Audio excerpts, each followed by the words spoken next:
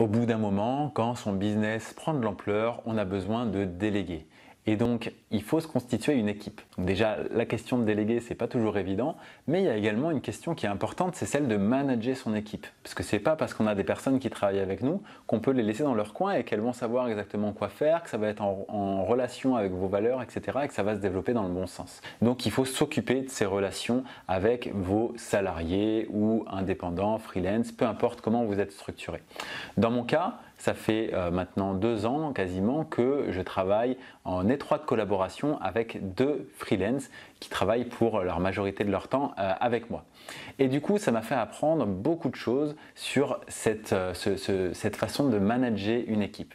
Et la première chose que j'ai appris, c'est que je pensais être mauvais à ça, être un mauvais manager. Mais en fait, je n'avais encore jamais managé personne et donc c'était plutôt une idée reçue que j'avais sur moi-même, une considération que j'avais sur moi-même et qui s'est avérée être fausse. Parce que j'ai pris beaucoup de plaisir à manager ces 2 personnes notamment et puis tout un tas d'autres prestataires. Mais là, la question, c'est vraiment sur ces 2 personnes-là qui sont centrales dans Référent SEO à mes côtés et du coup qui ont une importance capitale par rapport à des prestataires extérieurs qui ont eux aussi une grande importance, mais qui sont un petit peu plus éloignés, donc c'est beaucoup plus simple à manager, on va dire. Il y a beaucoup moins de management à devoir mettre. Et donc dans cette vidéo, je voulais vous donner 3 grandes leçons, au-delà de celle-ci, que j'ai appris en manageant une équipe. La première leçon que j'ai appris, en fait je m'en suis rendu compte une fois que je l'ai faite, je ne savais pas forcément à la base, c'est vraiment de travailler avec quelqu'un qui a les mêmes valeurs que vous et avec qui vous avez vraiment un feeling. Parce que j'ai fait déjà des recrutements par le passé qui sont bien passés, mais c'était pas fou non plus, quoi. On n'était pas dans une relation hyper fluide. Ça se passait globalement bien, j'ai jamais eu de gros problèmes, mais c'était pas fluide, c'était un peu compliqué des fois, voilà, tout n'était pas fluide, c'est vraiment le mot qui convient. Et au fur et à mesure, finalement, je me suis rendu compte que j'ai resserré mon recrutement sur des personnes avec qui j'avais ce feeling de ça va bien se passer. Et ce feeling de ça va bien se passer, finalement, je l'ai eu notamment parce que les 2 personnes avec qui je travaille aujourd'hui, Christelle et Adeline, c'est des anciennes élèves à moi. Et si elles ont été des élèves à moi, c'est qu'elles ont eu un feeling aussi avec ma façon d'enseigner, avec ma façon de faire du business. Et du coup, elles ont été séduites par la formation que j'ai pu proposer. Et dans le cours de la formation, moi j'ai pu voir leur réaction à certaines choses et du coup, ça m'a parlé. Pas forcément tout le temps en positif d'ailleurs, mais du coup, les éléments que j'ai eus, positifs ou négatifs, m'ont permis de prendre conscience de leur façon d'être, de leur façon de travailler et de la façon avec laquelle elles pourraient s'intégrer à l'équipe.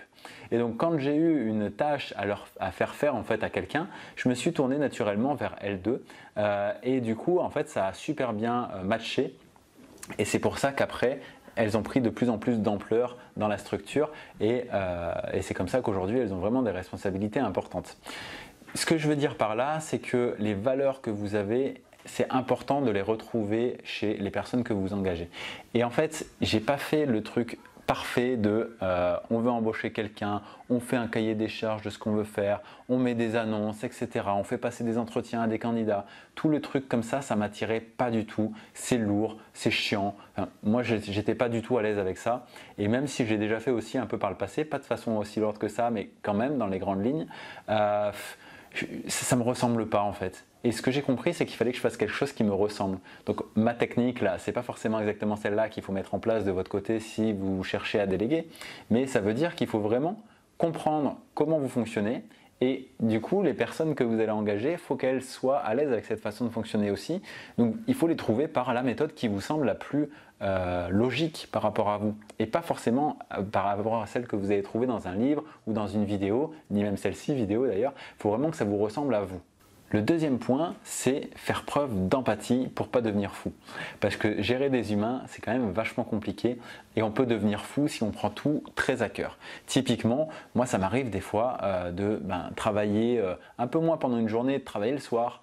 Et par contre, j'aurais envie que les personnes avec qui je travaille avancent en même temps que moi. Mais si je suis en train de travailler à 23h, je peux quand même pas leur demander de travailler à 23h. Donc elles avancent de façon asynchrone par rapport à mon temps. Et du coup, ça c'est valable dans un sens et c'est très bien, je peux comprendre ça. Et c'est valable aussi dans un autre.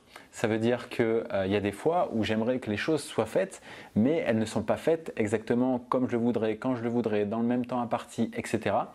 Et du coup, si je m'arrêtais à ça et que je me disais c'est imparfait, il faut travailler différemment, il faut faire ci, il faut faire ça, ça ne pourrait pas marcher. Et le bon manager, je pense, doit faire preuve d'empathie pour comprendre comment fonctionnent les autres personnes de son équipe et pouvoir s'adapter à leurs besoins, à leurs spécificités et comme ça ne pas avoir des attentes complètement illogiques et juste idéalistes par rapport à une situation donnée. Donc que ce soit avec Adeline ou avec Christelle, j'ai compris un certain nombre de choses sur leur fonctionnement et inversement c'est le cas également. Et du coup on sait comment travailler de façon efficace et on sait comprendre quelles sont les limites des autres et du coup ça a une grande efficacité dans la manière de travailler ensemble et de travailler indépendamment également sur les sujets. Donc cette empathie elle est nécessaire et finalement c'est le résultat de la première qui était de trouver des personnes qui ont les mêmes valeurs que vous. Donc vous voyez le poids que ça a après pour pas que vous deveniez fou et juste que vous soyez dans une incompréhension la plus totale par rapport aux agissements de vos salariés ou de vos freelance ou des personnes de votre équipe. C'est vraiment à mon sens extrêmement important et quand je discute avec d'autres chefs d'entreprise qui ont pareil des équipes, bah, c'est vraiment le point de friction sur lequel je vois que c'est pas tout le temps évident et qu'il y a une grosse incompréhension, des fois un gros mur entre le chef d'entreprise qui a sa vision, qui a son envie, qui a sa façon de faire les choses, etc. et les salariés. Quand c'est les salariés, c'est encore plus important comme trou entre les deux parce que les salariés n'ont pas du tout les mêmes objectifs que le chef d'entreprise. Et pour autant, il faudrait qu'ils puissent se retrouver à un milieu, sur un terrain d'entente où ils ont les mêmes objectifs sur des choses en particulier. C'est ça, à mon sens, la solution. Et pour ça, ça veut dire s'intéresser à l'autre, et ça marche dans les deux sens, et du coup s'ouvrir à l'autre, et savoir aussi communiquer sur qu'est-ce qui est important pour moi, qu'est-ce qui est important pour toi, qu'est-ce qui est important pour l'entreprise qui t'emploie, parce qu'il faut que l'entreprise se développe pour continuer de t'employer, pourquoi pas t'augmenter, voilà, tout ça. Et en fait, c'est en ayant cette communication très franche, très honnête, sans juste dire ce qu'il faut dire, mais vraiment ce qu'on est à l'intérieur, c'est comme ça qu'on peut évoluer vraiment. Par rapport à ça, il y a également quelque chose de très important, c'est qu'il faut savoir résoudre les problèmes tout de suite quand ils arrivent. Un problème qui n'est pas résolu tout de suite, il va se démultiplier finalement. C'est une boule de neige qui va prendre de l'ampleur. Et si vous ne désamorcez pas ce truc dès le début, vous allez vous retrouver avec une situation ingérable. Donc moi, très souvent, il y a des espaces de discussion, on a la liberté de se dire quand les choses ne vont pas. Et ça, je le répète et je le répète et je le répète parce que je ne veux absolument pas qu'il y ait quelque chose qui fasse pourrir finalement le système. Typiquement, au début, c'est Adeline qui gérait la partie email et au bout d'un moment, elle m'a dit écoute, là, ça commence à faire beaucoup de temps par rapport au temps global que je passe sur Référent SEO et c'est pas pour ça que je voulais travailler avec toi et c'est quelque chose qu'on avait défini en amont, très clairement. Donc tant que ça restait une petite partie de son activité, ça allait, mais à partir du moment où c'est devenu une activité trop grosse, elle m'en a parlé et on a recruté quelqu'un exprès pour la partie email. Et du coup, ça a plusieurs avantages qui sont que la personne a l'impression, et c'est pas qu'une impression, c'est une réalité, d'être comprise et d'être entendue. C'est-à-dire qu'il ne faut pas juste demander aux gens de dire ce qui ne va pas si derrière vous ne mettez rien en place. Donc là, je pense que Adeline, à ce moment-là, elle a compris que s'il y a quelque chose qui n'allait pas, elle pouvait m'en parler et qu'on allait chercher ensemble une solution et la mettre en place pour du coup résoudre ce problème-là. Et du coup, ça permet à tout le monde de grandir. Ce qui ne veut pas dire qu'il faut tout accepter non plus. Il faut discuter de tout ça. Et tout comme là, dans ce cas-là, j'ai accepté du coup de recruter quelqu'un d'autre, ça allait dans la logique de développement de l'entreprise. Il y a des sujets sur lesquels je ne peux pas parce que d'un point de vue financier ou d'un point de vue de ma façon de faire, je ne veux pas aller sur quelque chose que m'aurait proposé Christelle ou Adeline par exemple, mais auquel cas c'est pas juste un non frontal et puis chacun reste à sa place, on essaye quand même de comprendre le fond du problème et de trouver une solution qui convienne à tout le monde, même si elle est peut-être pas tout le temps idéale. On n'est pas non plus dans le monde des bisounours, tout le monde n'est pas toujours d'accord sur tout, mais il y a quand même un consensus sur les décisions qui sont prises et il n'y a personne qui est mis de côté ou qui se sent ne pas avoir une voix importante en tout cas. Et ça, c'est vraiment un point important que je mets en œuvre de mon côté. Alors je pense que c'est possible aussi parce que c'est pas une très grande équipe. Si on était 50 personnes, il y aurait plus de niveaux de hiérarchie, etc. Ce serait peut-être plus compliqué. Mais dans une équipe jusqu'à 10 personnes, je pense que c'est vraiment quelque chose qu'il faut mettre en place et qui est extrêmement important pour que chacun se sente épanoui, donne le meilleur de lui-même et que globalement toute la boîte fonctionne bien. Le dernier élément, et c'est peut-être celui qui m'a impacté de la façon la plus forte parmi tous, c'est le fait que je me suis rendu compte que je pouvais être un élément bloquant pour les autres. Parce que c'est facile de déléguer les choses, mais si une personne a besoin de travailler sur quelque chose et que pour travailler sur cette chose-là, elle a besoin de quelque chose qui a été fait par moi en amont, je ne peux plus me dire que je vais le faire au dernier moment. Parce que si je le fais au dernier moment, elle ne peut pas avancer sur sa tâche qu'elle veut faire en amont, elle, parce que sa façon de s'organiser, c'est de prévoir les choses et d'être organisée contrairement à moi. Et donc c'est très bloquant. Et c'est pas grave en soi, simplement j'en ai fait le constat une fois, deux fois, trois fois, et je me suis dit, bon là Mathieu, ta priorité maintenant, ça va être, si Christelle ou Adeline a un besoin pour avancer sur quelque chose, ça va être de débloquer cette situation et donc de travailler sur cette partie précise pour que Christelle ou Adeline puissent travailler également derrière. Et ça a été un enseignement assez important pour moi parce que d'une part, ça permet à tout le monde d'avancer et selon sa façon de travailler. Et chacun a une façon de travailler différente. Mais d'autre part, ça m'a permis de lutter contre la procrastination. Et oui, problème très important chez les freelances d'ailleurs, c'est facile de faire les choses au dernier moment. C'est d'ailleurs ma façon de travailler sur un bon nombre de choses. Et ça fonctionne bien quand je suis tout seul, il n'y a pas de souci. Sauf que travailler en équipe comme ça, c'est juste impossible. Mais si on sait qu'on a une deadline parce qu'on bloque la personne si c'est pas fait mercredi soir parce qu'elle va travailler dessus jeudi matin, même si c'est pour vendredi et que nous on l'aurait fait vendredi au dernier moment, et bien là notre vraie deadline c'est le mercredi soir.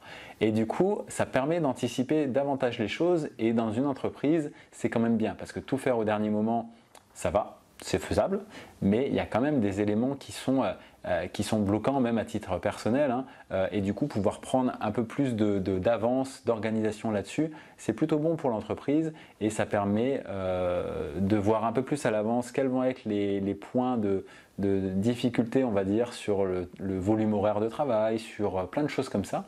Et en fait, on s'organise globalement mieux et on peut davantage avancer comme ça. Donc c'était un très grand enseignement pour moi et de se dire que voilà, ma priorité, c'est de ne pas bloquer les autres et donc ça me force à avancer plus rapidement sur certains sujets que j'aurais laissé traîner un petit peu. Donc ça permet d'avancer beaucoup plus en fait. Donc c'est vraiment le côté 1 plus 1 égale 3 quoi. Quand on est 1 plus 1, finalement on arrive à faire beaucoup plus que si on était juste 2 parce qu'il y a des effets positifs de cette collaboration qui se met en place. Donc c'est plutôt génial et travailler en équipe pour ça, c'est assez cool. Moi j'ai beaucoup aimé et j'aime beaucoup du coup cette position de manager finalement et de prendre un peu plus de hauteur sur l'entreprise, de ne pas être seulement dans l'exécutif comme j'étais avant parce que j'étais tout seul et c'est vraiment bien pour développer l'entreprise et je vois qu'il y a une accélération dans les résultats et dans tout ce qu'on peut faire et dans tout ce qu'on peut produire. Il y a une amélioration en termes de qualité, il y a une amélioration en termes de quantité et du coup ça produit quelque chose qui me plaît bien. Voilà, donc si vous aussi vous êtes dans cette phase de développement d'entreprise, j'espère que ça vous aura aidé à anticiper ou à voir peut-être si vous êtes dedans les différentes choses que vous pouvez en tirer. Et si on développe une entreprise, il y a aussi quelque chose d'autre qui est très important, c'est le référencement naturel, qui est quand même une manière d'attirer du trafic sur le long terme, qui est super importante pour avoir une entreprise sereine. Et du coup, il y a plein de ressources en description, vu que c'est quand même notre spécialité. Donc allez voir les liens que je vous propose en description. Et je vous dis pour ma part à mardi prochain pour une prochaine vidéo à 11 h. Mettez un like, abonnez-vous à la chaîne et à mardi prochain.